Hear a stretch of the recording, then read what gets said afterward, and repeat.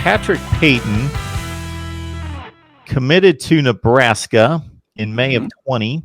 28th rated outside linebacker, 67th rated player, according to the 247 Sports Composite in Florida. Top 450 player nationally from, of course, Northwestern.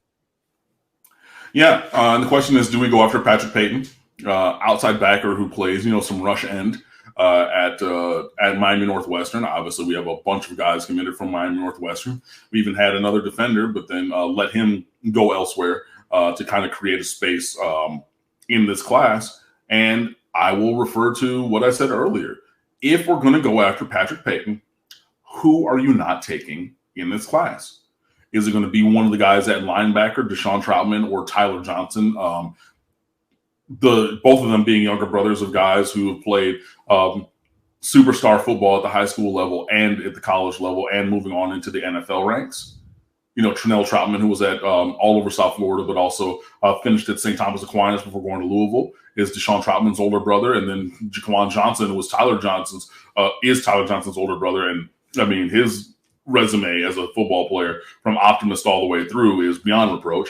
So you're going to get rid of one of those guys and do a 1-for-1 swap at defensive on the defensive side and linebacker? Are you going to take away one of the defensive linemen? Are you going to go one of the a different position? Hold on one second. Are you going to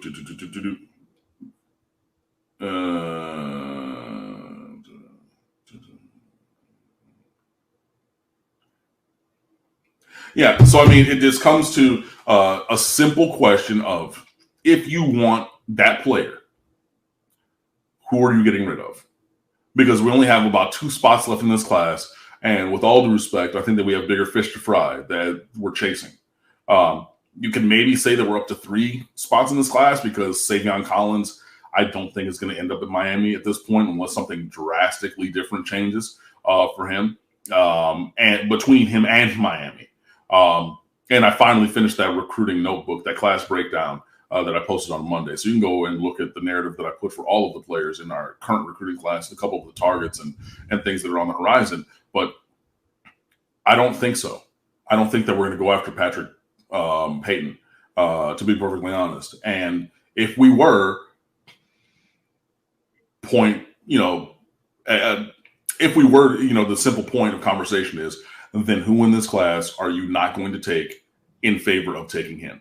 And while thinking that he could be a good addition to this roster, he's somebody who in time could be a contributor at Miami, I don't see it with him to the point where we would take him. I don't think that he's going to be that dynamic of an edge rusher where we need to take him like a Gregory Rousseau or like a Jafari Harvey or a Jonathan Garvin, who was a 3-star. I don't see him having that same kind of ability.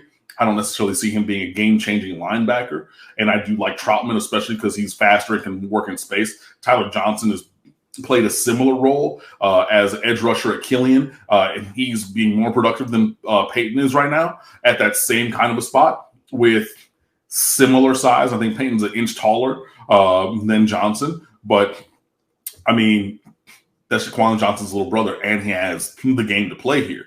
So, I mean, this comes down to a thing like with Amari Daniels, like with Yul Keith Brown, both of them teammates of Miami Central who just committed to Texas A&M over the weekend or last week at the beginning of the week. There's just not room for everybody, and somebody I've never spoken to on Twitter hopped in my mentions. He was talking about, how do you feel about the high school talent in South Florida? And I was like, it's the best in America. I feel great about it. What are you talking about? He's like, oh, well, there's guys who could play orange and green, but we're not bringing them in. Yeah, because there's 100-something, maybe more, Power 5 level recruits in South Florida every year. You're not going to have literally the whole hood on scholarship. You know what I mean? You're just not going to do that. You don't have the numbers to do that. At some point, you have to make choices and everything. And I think that Patrick Payton is one of those players who, again, noting that he could play here in time. He's a Power 5 player. He's committed to Nebraska. I think he can do better than Nebraska because Nebraska, I don't think is going to be good. I think he's going to leave out of there just like Henry Gray and Jaden Francois did. I don't think he's going to stick there because I think there are better options for him and better programs for South Florida talent, especially from Miami Northwestern. But noting that he is a Power 5 level caliber recruit, I just don't think that we have room. And sometimes it'd be like that. So it's nice when we move the show around and find some people that may watch us on a faithful basis and regular basis, but just can't just watch us live. So it's nice. Andrew says, first time on the live squad. Great show consistently, fellas. Do you feel like the lack of spring/fall camp for a brand new offensive system has led to the lack of play calling creativity? I mean, it's kind of similar to the other question from before. Yeah. I think a little yes or no, but I also think that we've just made some choices that have led to a little bit of conservatism on offense. I think that the lack of desire to throw the ball on first down has really truncated the creativity or inhibited it, because we've not been really able to run successfully on first down in the last few games, and then that puts you behind the sticks.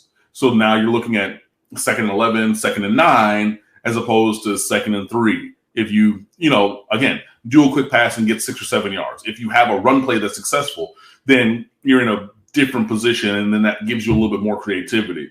But if you are running the ball, again, the same inside zone read where you're giving it to the running back and he's running into the middle, but doesn't really have that room. I know that you want to try to crease one and just kind of burst through there, but it's not creasing. It's not going anywhere. Now you're on, 2nd and 12. How dynamically creative you're going to try to be, because then your goalposts move, right? So what is success on 2nd and 12? If you're looking at the metrics, success is what? 7? It's 50% of the yardage gained or yardage needed. So if I'm at 2nd and 12, a successful play is a 6-yard gain, and that still puts me at 3rd and medium at 3rd and 6, if that, or fewer, and I think that you're balancing that with not really being able just to do straight dropbacks, because when for many, many moons, if you know that Miami is dropping back to pass, pinning your ears back and getting up the field, that's a lose-lose proposition for Miami's offensive line. So I think that there's been some of that as well that have played into it. But, again, we've seen enough dynamism from this offense where I would just like to see a little bit more of it on a consistent basis. Again, marrying a little bit more efficiency with the explosion. When you use the term spread formation, people typically think pass heavy. We're throwing the ball all over the place, and that's not necessarily the case. And Austin Caines brings that up by saying, do you think some fans just assumed that the Lashley offense was a pass heavy spread because of SMU, when he's really a run heavy Maason disciple? Yeah, but the thing about, I think that is true. I think that people thought spread and thought we're just going to chuck it around the yard, Mike Leach style. But if you followed, and I mean, again, Justin DeTavio, he wrote some great piece talking about the different kinds of spread back in the summer, or back after we hired Rhett Lashley. He's a spread to run guy, always has been. And he came in talking about, look, we're going to run the ball. We're going to get our swag back. We're going to be physical. We're going to do these things. That's the foundation of a Rhett Lashley offense, period, pointblank.com in the story. And even if you looked at SMU, you might have seen some of the highlights of Bouchel throwing to James Prochet, but go back and look at the numbers. It bears itself out that they ran the ball a lot. But, when you talk about those things, I think that that Alabama and O State would beat Miami pretty badly. I agree. Yes. I wish it were different, and hopefully we're building in a way to controvert what you said, but I agree with you. I'm a pragmatic person. You're not going to really get much crazy fan talk from me. Orange and green glasses on and excluding every other piece of evidence. You're usually not going to get that from me. And I'm not going to say differently. You're right. They would beat us down, and hopefully we're building in a way that would not be the case. People think they can poke the bear. Yeah, they do. With many people, you can right. Get them riled up, and I mean, look, and sometimes I can get riled up and things like that. I'm not going to say that I don't ever have emotion, but yeah, come on. I'm going to put a condition on your statement, though. I think that you'll agree with. If Miami played Alabama this week, if they played Ohio State this week, we could pick all sorts of scores off the board, because if it's an A game for Ohio State and it's a C game for Miami, it could get ugly. If it's an A game for both of them, Ohio State's better. They should win somewhat comfortably. We saw Clemson, Miami. But it's not out of the realm of possibility that if those two teams step on the field tomorrow, that Miami wins the game. South Carolina was a 4-8 football team last year. They beat Georgia. Purdue and Iowa beat Ohio State in consecutive years in which Ohio State was a top 5 team in the country, and those teams weren't near. And Ohio State in every other game of the season proved that they were a top 5 team, but they got their doors blown off by Iowa and Purdue. So yes, UTEP is never going to beat Alabama. Right. They could play every day for the next 14 years in a row. It's not going to happen. But there is a collection of talent out there that, yes, there are layers and tiers, but on a given day or twice out of 10 times or whatever, the underdog, even a substantial underdog, has the ability to win that game. Right, and Miami just has to play to the level of that talent. You know what I mean? And that's something that we haven't seen, especially in big games recently. But yeah, so the other question about the run game, getting back to that. Yeah, I think that people saw spread and hear us talking about getting playmakers in space and think that that's going to be Mike Leach throwing the ball air raid. But there's a heavy run component to a Red Lashley offense. Everybody's talked about that. Everybody should know that.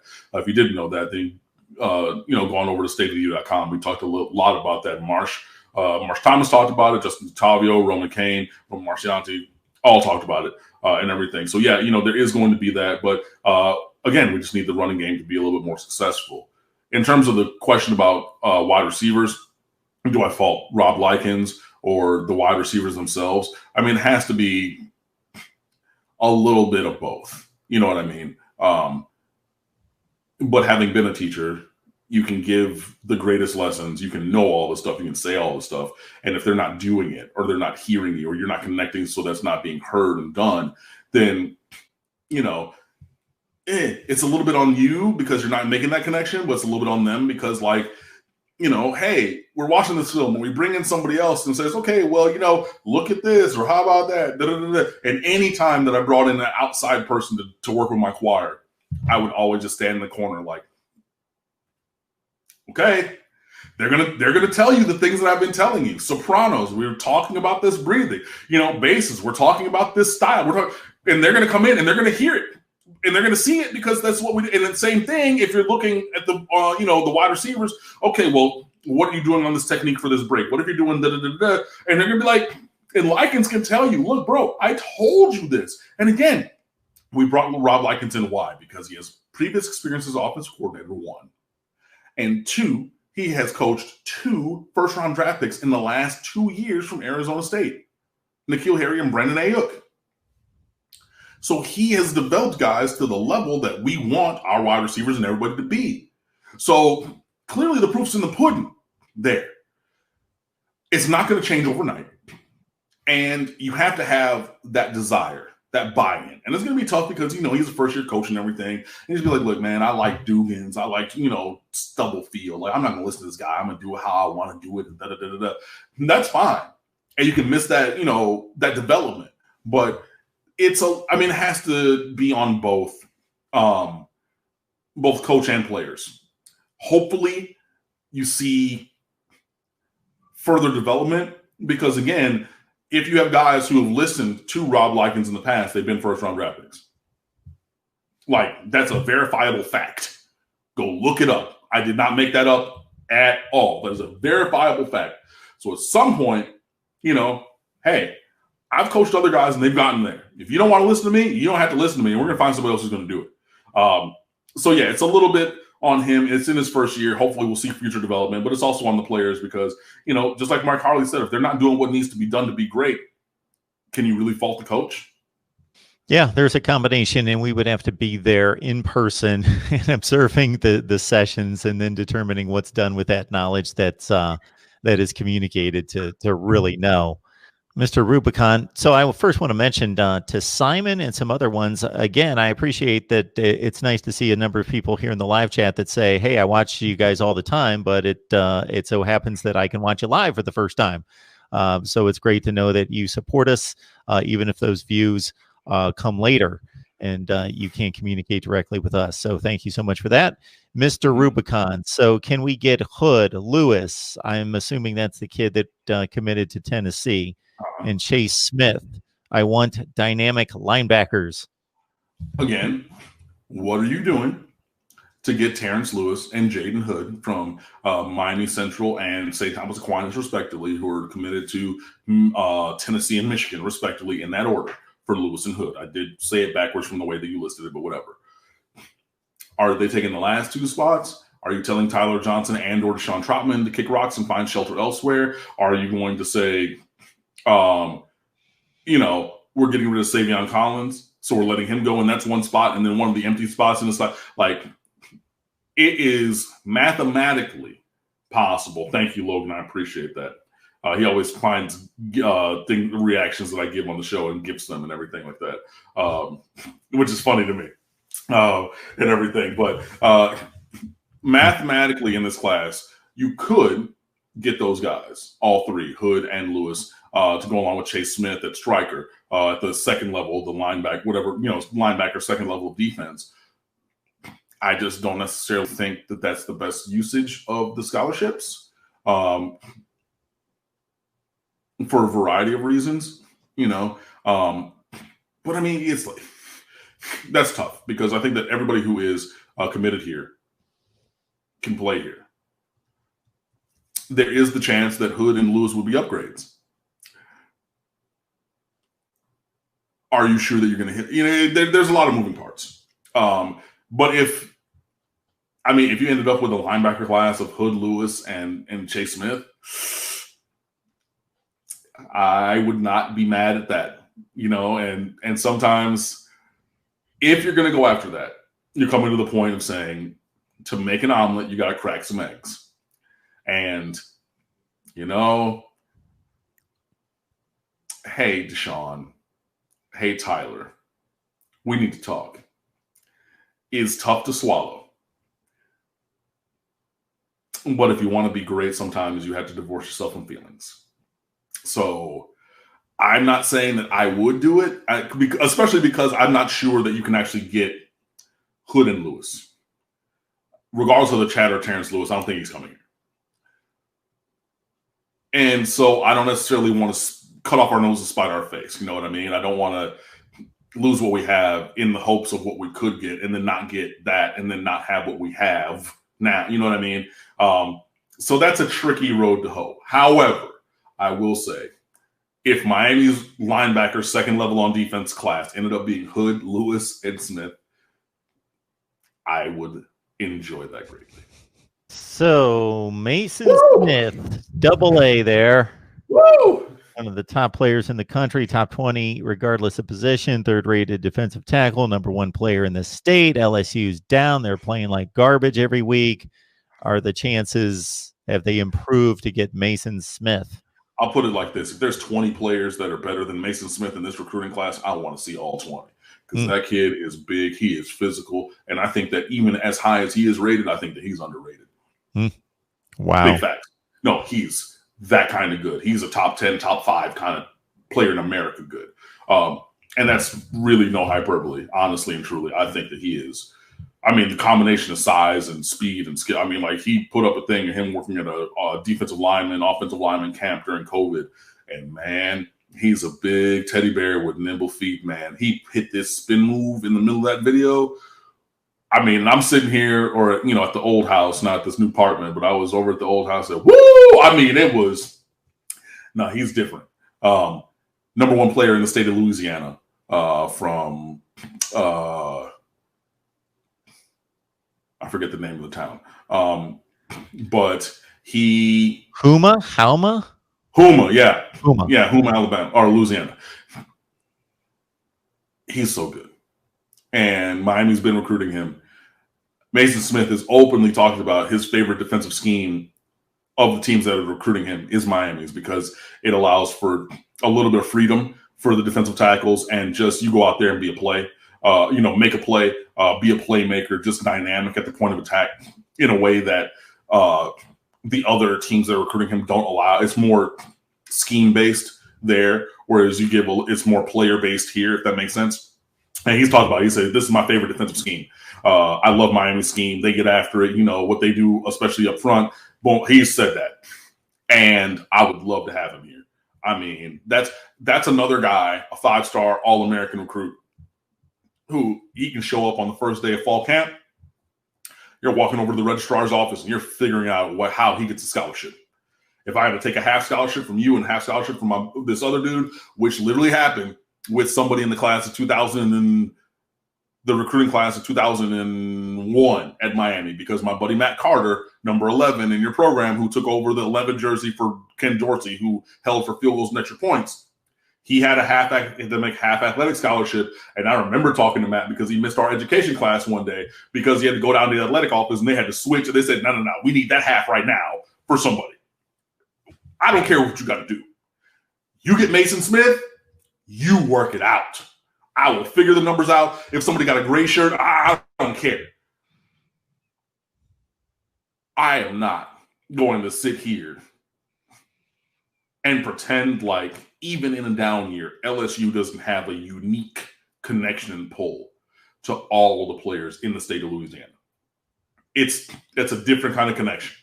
It always has been ever since integration, and because everybody went to Southern or Grambling for the longest time.